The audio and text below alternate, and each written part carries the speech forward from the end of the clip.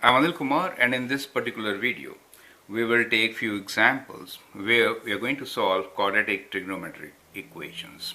So let me begin by writing them in factored form, right? So we could have like sine x times 1 minus cos x as one of the equations. This is in factored form, it's a quadratic equation. We'll take another example which is kind of product of two trigonometric ratios. Let us say 2 sine x cos x equals to 0. Let's work with these two first. Now, whenever we have factored form, in that case, each factor could be 0 to give you the output as 0. So, to solve this particular equation, we can solve for sine x equals to 0 and 1 minus cos x equals to 0. Correct? Now, sine x equals to 0 gives you what solutions? I prefer to sketch the graph and find all the solutions in this particular case. Sine x graph is kind of like this, and you can clearly see that it is 0 in these three places. When we are talking about interval 0 to 360 degrees, that is the interval in which we need to write down all our answers. So for sine x equals to 0, we have solutions x is equals to 0, 180 degrees and 360 degrees. Correct? For 1 minus cos x equals to 0, we can take cos x to the right side. In that case, we get cos x equals to 1. Now when is cos x equals to 1?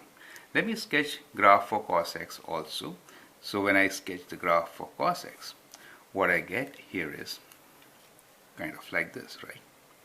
So these are the 2 points for which cos x is 0. Now these 2 points are at x equals to 0 and x equals to 360 degrees, correct? So combining all of them, we get all the possible solutions for the given equation.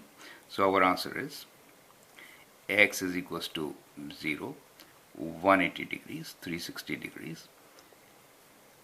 These two are already included in the first three. So we have just 3 solutions for this particular equation, correct? So I hope these steps are clear. We'll follow the same steps again and do the next one. Now, here we have 2 times sine x equals times cos x is equals to 0. So we could take the 2 can never be 0. We can take 2 with sine x. We can say 2 sine x equals to 0 or sine x equals to 0, right? And the other factor is cos x. So cos x equals to 0. Now, this is kind of similar to what we did last time with a minor difference. So here cos x is equals to 0. Let me sketch the graph for cos x first. And then we'll write down all the possible solutions. As you can see from this graph that cos x is 0 for 2 different values, which are 90 and 270 degrees, correct? Sin x is 0 for 3 values which we wrote last time. So these values are at x equals to 0, 180 degrees and 360 degrees, correct? As you've seen here, cos x is 0 for x equals to 90 degrees and 270 degrees. And therefore, in this set, we get answers as 0 degrees, 90 degrees, 180 degrees and 270 degrees. Correct? So that is how we can solve these equations.